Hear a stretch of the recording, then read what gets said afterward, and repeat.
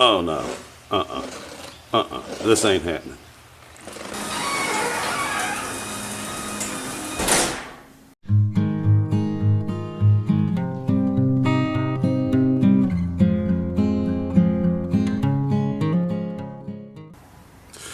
And welcome back, folks.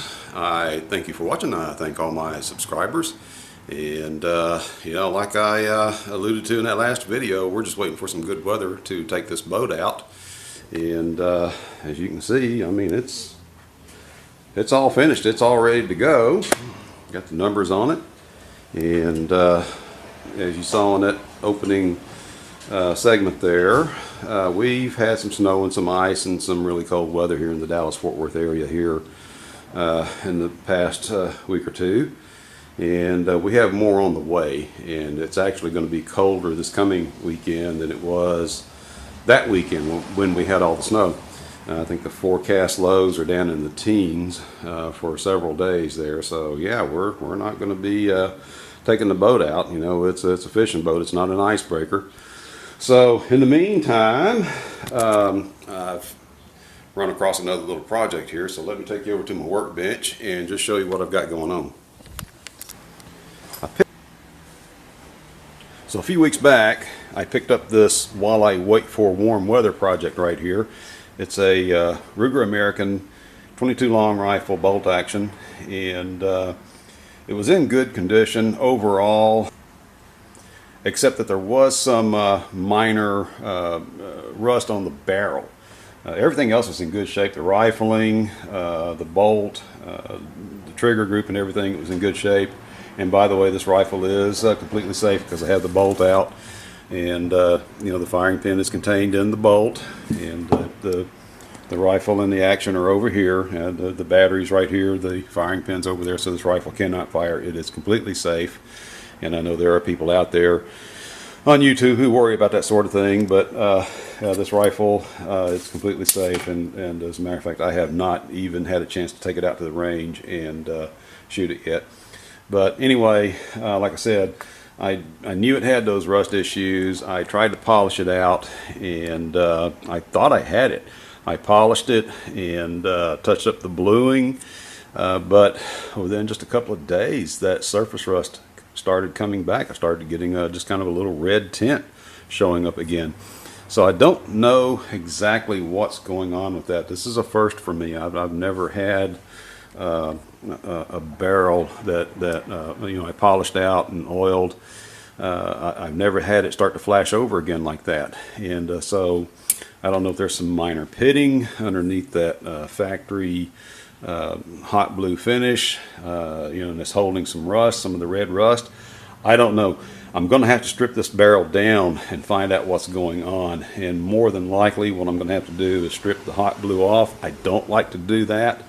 I like to try to leave the factory hot blue finish on a barrel of a rifle or shotgun, but in this case I'm going to have to make an exception. I'm going to have to go ahead and strip this down and see what's going on under there. More than likely what I'm going to end up doing is once that is stripped, I'm going to have to get some very fine sandpaper, 400, 600, 800 grit, and start polishing down that bare metal, because more than likely we do have some very shallow pitting that's taking place there, and like I said, maybe that's what's holding that rust.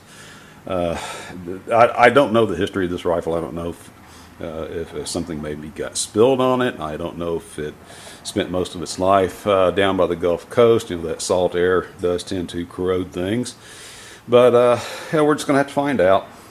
And again, like I said, I normally don't like to strip off that factory hot blue, but we're going to have to, because I want to stop this in its tracks. And I don't know if the camera's picking that up.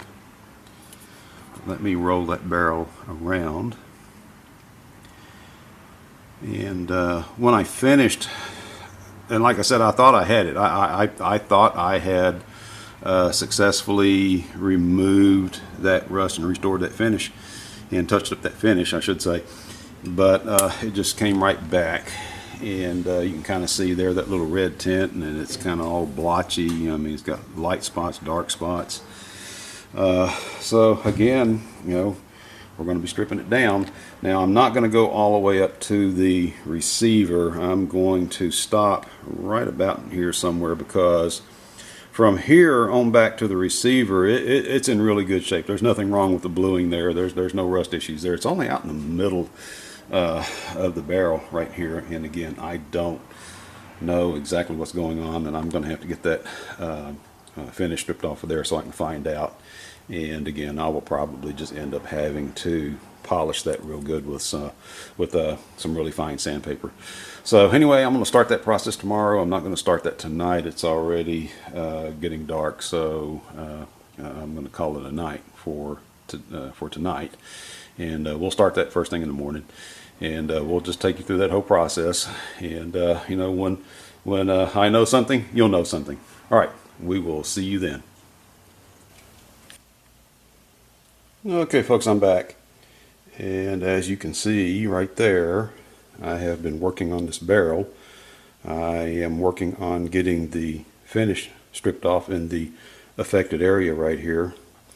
Remember I said we had something going on right there that was causing that rust to flash over almost as soon as I touched up the bluing in that area, and it just did not hold up. And like I said, I knew when I bought this rifle that that was a problem. And I think, you know, the more I've thought about this, I think what we had going on was this was somebody's go-to plinking rifle. And every time they picked it up to go out, and maybe somebody lived down on a farm, lived out in the country somewhere in a rural area, every time they just decided to go out and shoot a box of shells, they just grab the rifle right here by the barrel with their hand. And I think what we're seeing right here is the result of sweaty palms. And of course, you know, you've got, you know, all these oils and salts and sweat and everything in your hands that you know, that can have that effect on steel. And it just went right through the bluing. And in fact, when I started to take that off, I think this has already been re-blued once. I think somebody did a cold blue repair on it at some point in the past, because when I started to take that finish off, I mean, it just, bam, it came off just like that.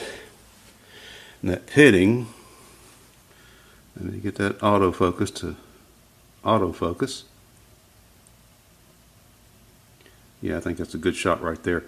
That pitting had extended all the way up here, up by this dovetail. And as you can see, I've been working on that with some 400 wet or dry, real fine sandpaper. And of course, I'm using some gun oil there to lubricate the sandpaper so that, you know, we don't get any deep scratches. But I'm going to have to do that all the way down the barrel to get all that pitting out. And let me tell you something, that will wear your arms out. Man, I've been working on this thing here for about an hour.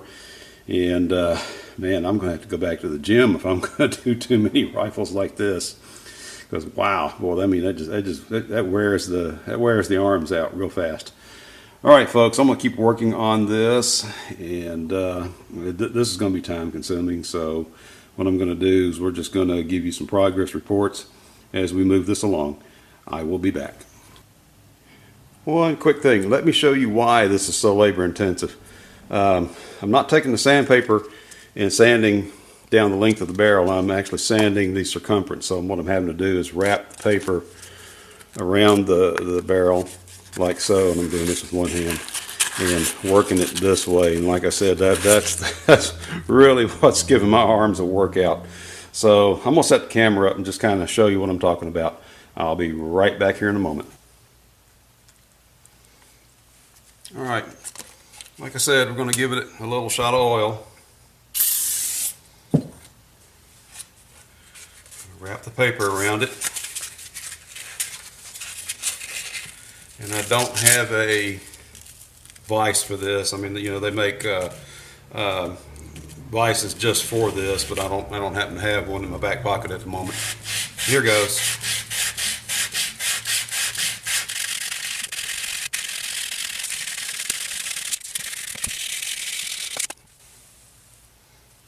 Okay, and so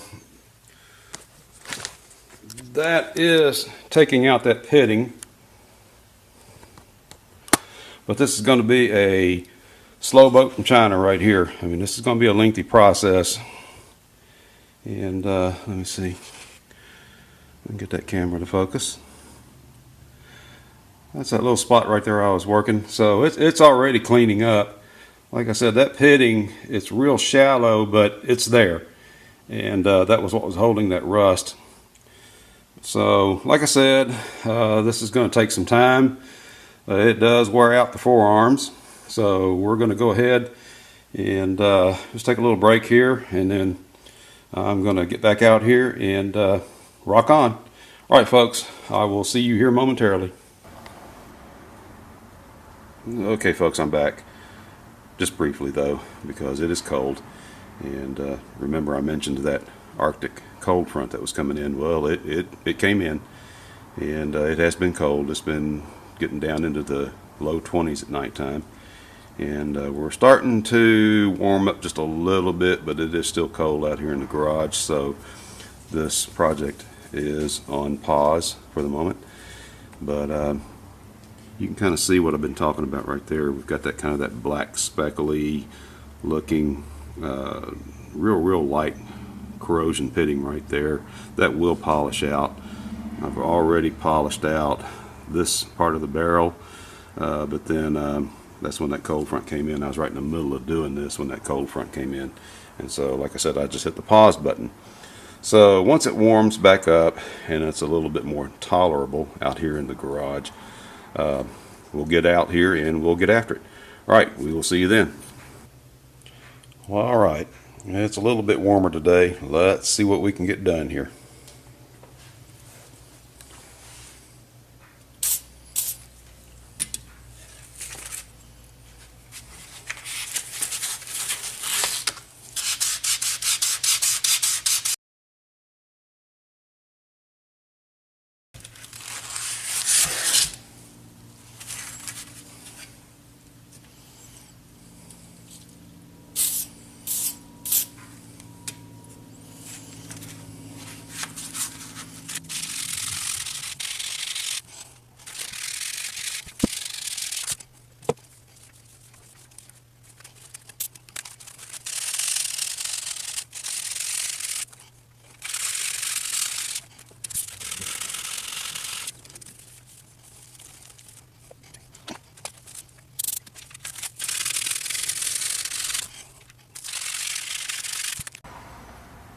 Well, all right.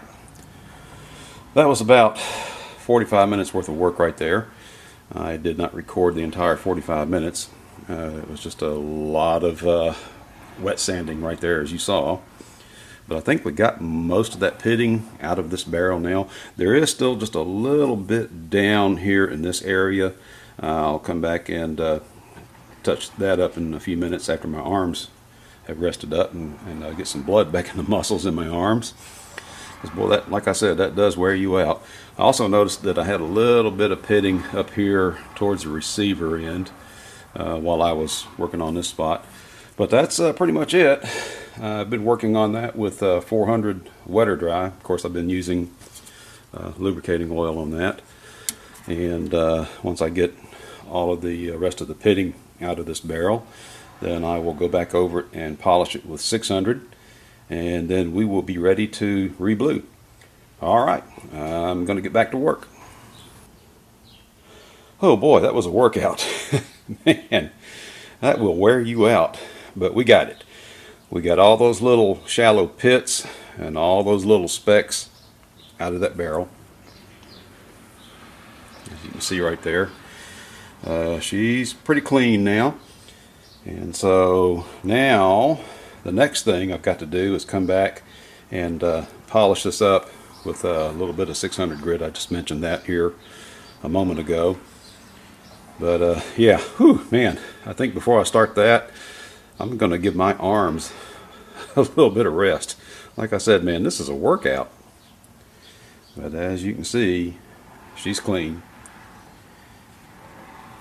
And man, I tell you what, this is why it is so important to take care of your firearms. Keep them oiled. I don't, like I said, I don't know if it was just neglect or if somebody had handled this rifle. Every time they just picked it up to go out and plink, they just grabbed it right here by that part of the barrel. I don't know, but like I said, it is just so important to keep these barrels oiled, keep the receivers oiled up to keep that rust from forming. All right, folks, I will take a little bit of a break and I will be back. Okay, folks, so I just finished that process of polishing this barrel out with that 600 wetter dry right there, this stuff right here. And of course I wet that down with some oil, and we've got that polished out. We are ready to go ahead and apply the degreaser, ready to get this cleaned off and start the bluing process. And here's what I'm using. It's just the Birchwood Casey stuff, and like I said, I would much prefer to have it hot blued, but that is very expensive. My local gunsmith here in town, the one close to my house, he charges $300 to do hot bluing, and I mean, gosh, the little 22 rifle, that's more than that rifle cost new. So we're just going to go ahead and do the cold blue. We don't have to use this stuff, and I'm glad. And the reason I don't have to use this is because I had to sand out all that pitting, and so like I said, I don't have to use the blue and rust remover, because from what I'm told, that stuff is nasty, it stinks, and so it's going to stay in the bottle. We'll be using the cleaner degreaser, and then once we get it cleaned up, we'll be ready to start the bluing. All right, folks, I'll be right back when I get all that set up. All right, real quick, they do give you some extra little goodies in this package. Paper towels, sponge, steel wool, little applicators there for the bluing. There's even some gun oil down in there, right there. And so, yeah, for $20, yeah, that's way better than $300 for hot bluing. So, all right, like I said, let me get this camera set up and get everything cleaned up, and we'll get started. I'll be right back.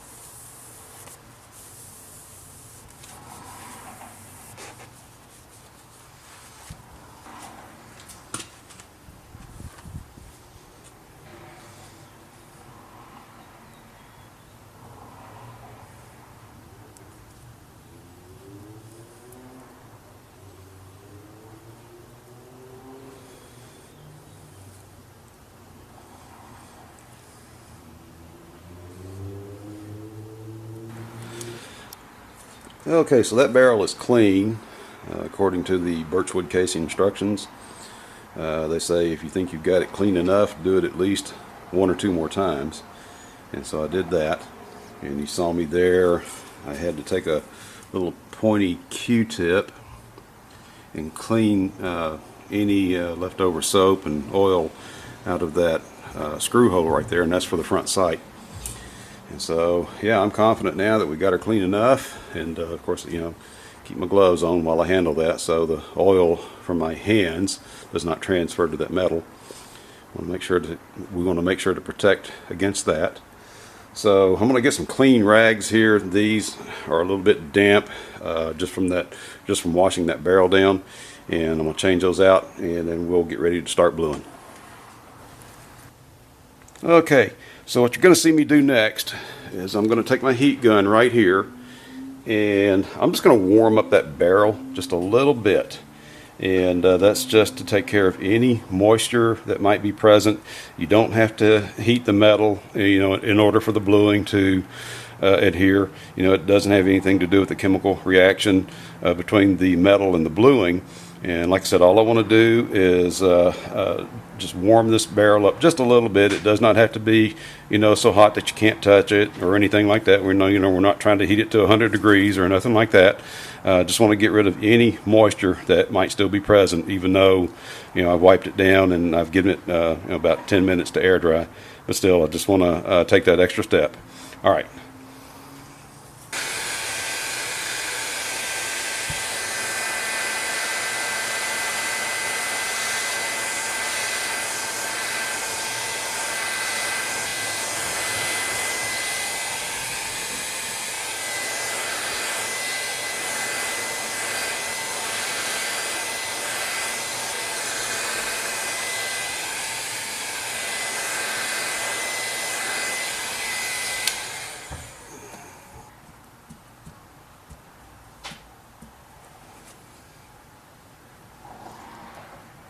Alright, we're going to give that time to stabilize just a little bit.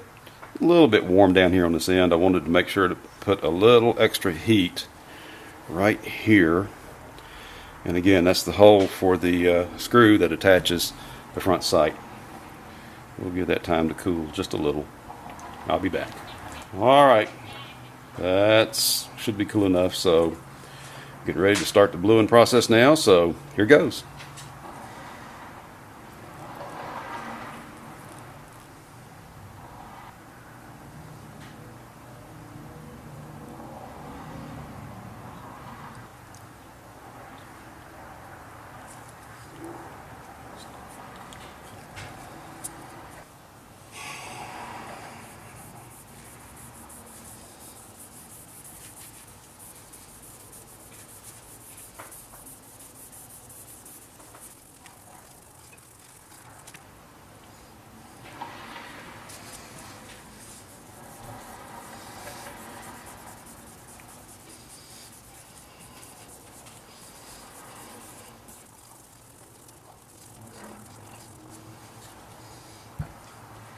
Okay, now they say don't let that sit on there more than a minute.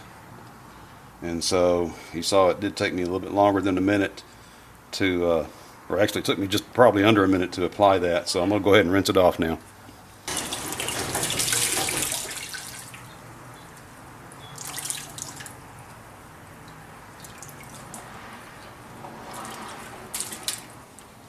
Okay, so that is the first application. That is going to require multiple applications because it is a little bit streaky, which I expected that.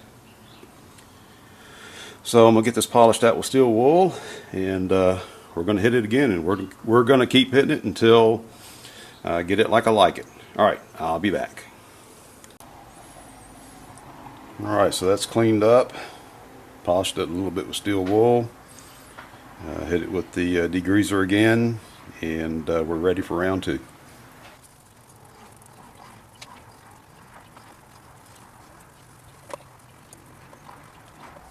Alright, so this time I'm only going to do half the barrel.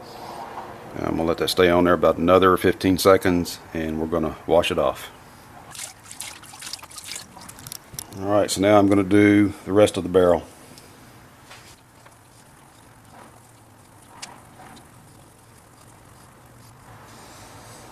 And same thing, about 15 seconds, and we're going to rinse her off.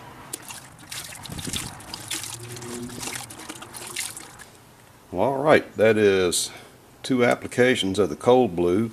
That took care of most of that streaking. Still have a few light spots, but we're not done with it yet. I'm going to go ahead and polish it out with that steel wool. I'm probably going to do this a couple of more times. So, yeah, looking way better than it did when I started. I think this rifle's going to turn out nice. Alright, let me set the camera back up and just keep rocking on.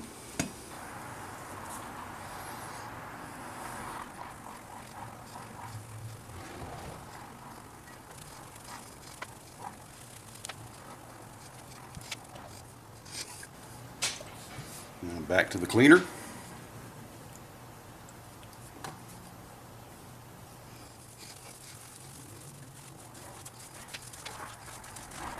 And rinse. I'll be right back. Well, a little light spot right there. I don't know if the camera's picking that up. I don't have my overhead light on in my garage. But trust me, it's there. So, like I said, we're going to do this at least a couple of more times. And so here we go.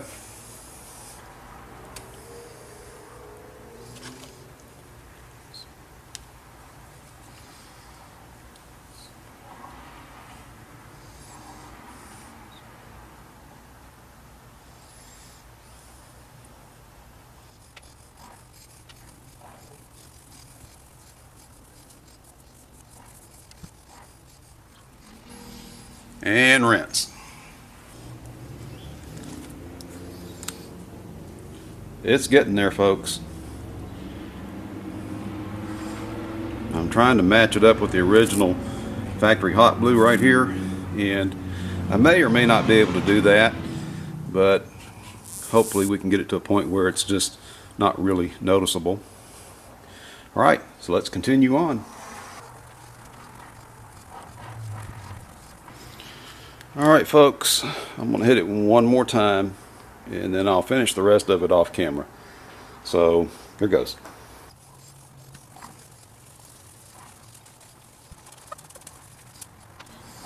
Alright, so I'll just pause the fast forward right here.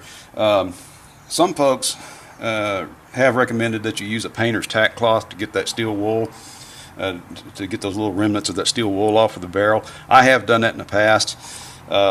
It seems to work just as good as this cleaner degreaser here. And so really, when it comes to just getting the barrel clean after steel wool polishing, I think either way will work.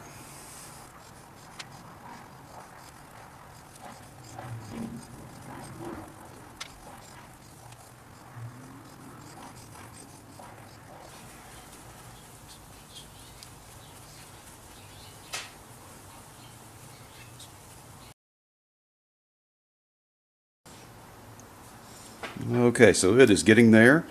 It looks a little better every time I apply a coat of that cold blue. Now up here where it makes that transition to the hot blue, I don't know if I will ever be able to completely blend that, but if we can get it to where it's just not really noticeable unless you know what you're looking for, I'll be happy with that. But I will say this is 1000% better than it was when I started. And so okay, I'm going to go ahead and finish this up off camera because it would make for a very, very long video.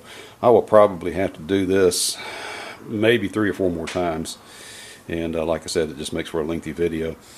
So I'm going to go ahead and finish this up, and once this barrel is done, is to the point where I like it, I'll be back. Okay folks, I'm done. I think that's about 6, maybe 7 applications. It might even be 8, but that's about as dark as I'm going to be able to get that barrel, and just going to have to give it time. It will darken some more over time, and once I put oil on it. And that little transition area right there that I've been pointing out, where it transitions from the cold blue to the hot blue, yeah, there's There's a little line right there. You can see it. It is noticeable, but hopefully, like I said, once this darkens up some more and once I get the oil on it, it'll be one of those things that you won't notice unless you know it's there. And we'll just see how that turns out. All right, folks, I'm going to go ahead and wrap up this video right there. I'm not going to fully assemble this rifle. I do have a replacement stock for it. I'm not putting that plastic stock back on it. I did order a new stock from Boyd's Hardwoods. We'll show you that in the next episode. So, with all that said, I do thank you all for watching. And yes, we are going to get that boat in the water soon. But again, I thank you all for watching. I thank you for being patient with me. And as I always say, God bless each and every one of you. And in all things, to Christ be the glory. And we'll see you next time.